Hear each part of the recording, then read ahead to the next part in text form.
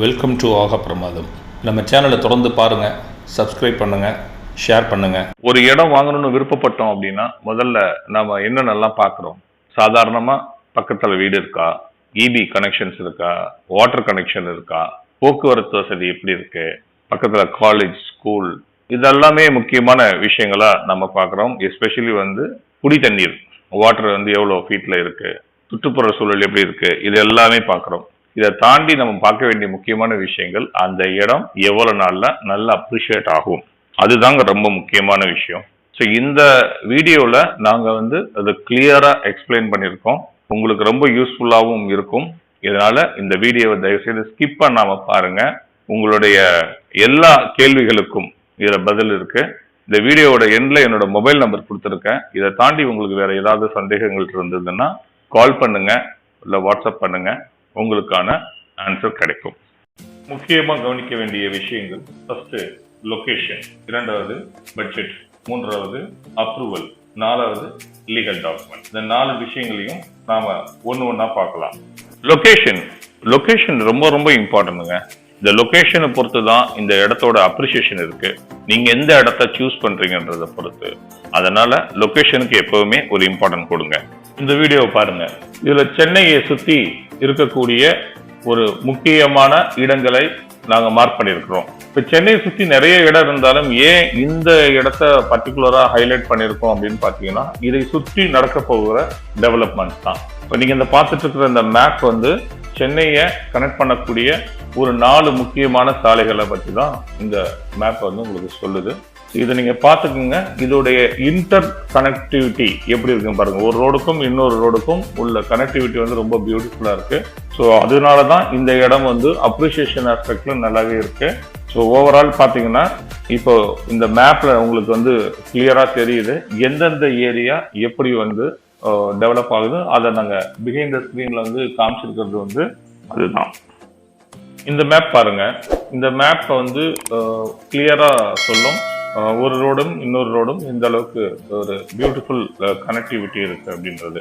இந்த கனெக்டிவிட்டியை பேஸ் பண்ணி தான் ஒரு இடத்தோட அப்ரிசியேஷன் இருக்குங்க. எந்த அளவுக்கு ஒரு கனெக்டிவிட்டி இருக்கு. ஃபார் எக்ஸாம்பிள், நான் மாதவரத்தில் இருக்கிற நான் ஒரு இடம் ஈசிஆர்ல வாங்குறேன்னா அதுக்கான கனெக்டிவிட்டி இருந்தால் தான் அந்த இடம் அப்ரிஷியேட் ஆகும். இதை மைண்ட்ல ரொம்ப வைக்கணும். அதனாலதான் இந்த மேப்பை நான் ஜூம் பண்ணி காமிக்கிறேன்.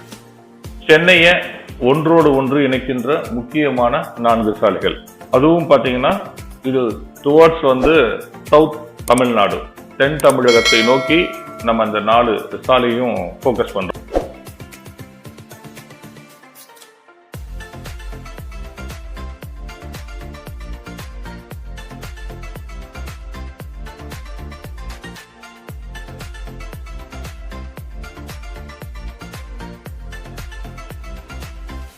கிழக்கு கடற்கரை சாலை, ஈசிஆர் என்டர்டைன்மெண்ட் காரிடார் அப்படின்ற ஒரு பேர் இருக்கு. இது பொழுதுபோக்கு அம்சங்கள் உள்ள ஒரு சாலை.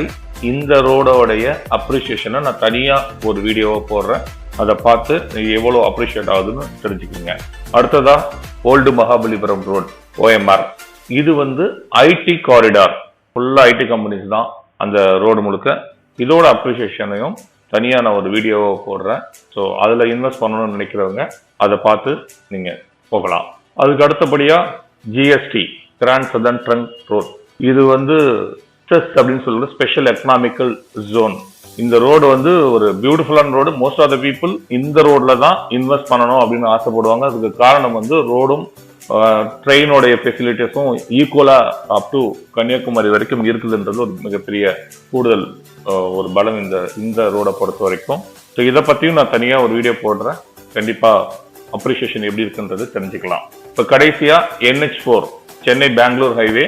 இந்த ரோடை பொறுத்த வரைக்கும் இது ஆட்டோமொபைல் காரிடார். இது பிளஸ் இந்த நாலேஜ் காரிடார்னு சொல்றாங்க. ஏன் அப்படின்னா நிறைய டாப் காலேஜஸ், ஸ்கூல்ஸ் எல்லாமே இருக்கு. ஸோ அதனால இந்த ரோடோடைய அப்ரிசியேஷன்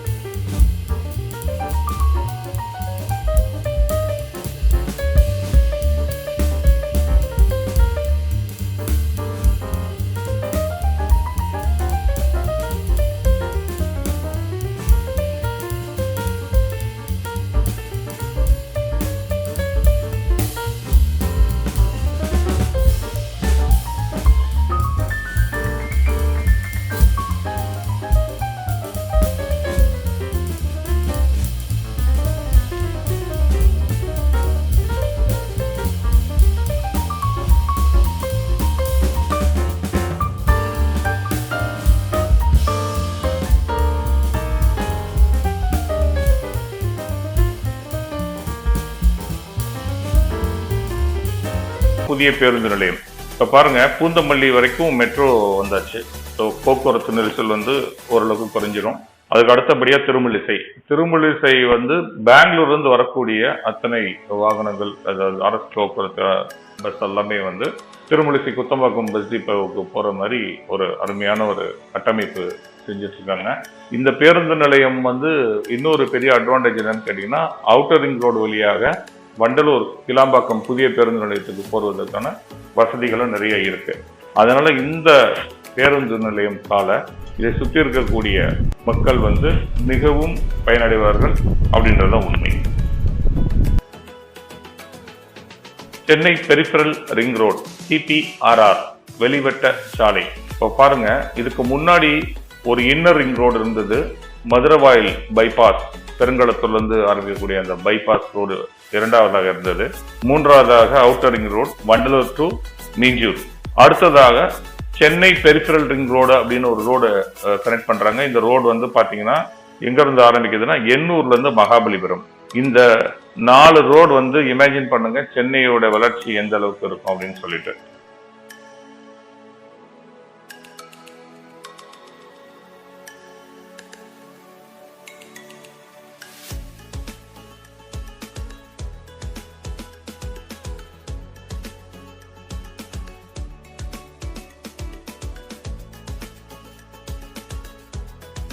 காஞ்சிபுரம் பரந்தூர்ல 2வது விமானம் நிலையம் அமையும் அப்படின்றத தகவல் சொல்லியிருக்காங்க. ஸோ இதனால காஞ்சிபுரம் மாவட்டம் பார்த்தீங்கன்னா மிகப்பெரிய ஒரு பலன் அடைய போகுது. நான் சொன்ன எல்லா விஷயங்களையுமே, எல்லா ப்ராஜெக்டையுமே நீங்க ஒன்னோட ஒன்று கனெக்ட் பண்ணி பாருங்க. ஸோ இந்த ஓவரால் இது எல்லாம் கம்ப்ளீஷன் ஆகும் பொழுது இதோட வளர்ச்சி விகிதம் எத்தனை மடங்கு அதிகமாக இருக்கும்னு நீங்களே முடிவு பண்ணிக்கலாம்.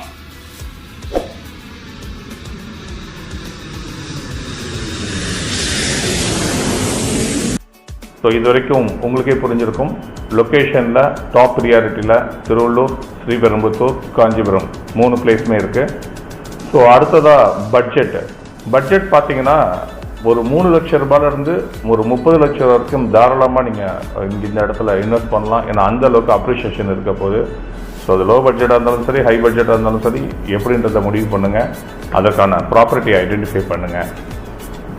3வது வந்து அப்ரூவல்ஸ் சொன்னேன். அப்ரூவல்ஸ் பார்த்தீங்கன்னா இதில் வந்து CMDயும் இருக்குது, CMD approved, DTCP and panchayat approved வாங்கி ரெகுலரேஷன் பண்ணி இன்னைக்கு DTCP ரேரா அப்படின்ற ஒரு அப்ரூவல் தேவைப்படுது. ஸோ இந்த அப்ரூவல் இருக்கான்றதை செக் பண்ணிட்டு வாங்குங்க. அடுத்தது லீகலுக்கு சட்ட வல்லுநர்கள் இருக்காங்க. ஸோ ஒரு நல்ல லாயர்கிட்ட கொடுத்தீங்க அப்படின்னா அவங்க வந்து இதை லீகல் பார்த்து உடனடியாக உங்களுக்கு கொடுப்பாங்க. அவங்களோட ஒப்பீனியன் வாங்குறது உங்களுக்கு கூடுதல் பலமாக இருக்கும், கூடுதல் சப்போர்ட்டாக இருக்கும். ஸோ இவ்வளோதாங்க. ஸோ இந்த வீடியோ பிடிச்சிருந்ததுன்னா லைக் பண்ணுங்கள், ஷேர் பண்ணுங்கள். நன்றி, வணக்கம்.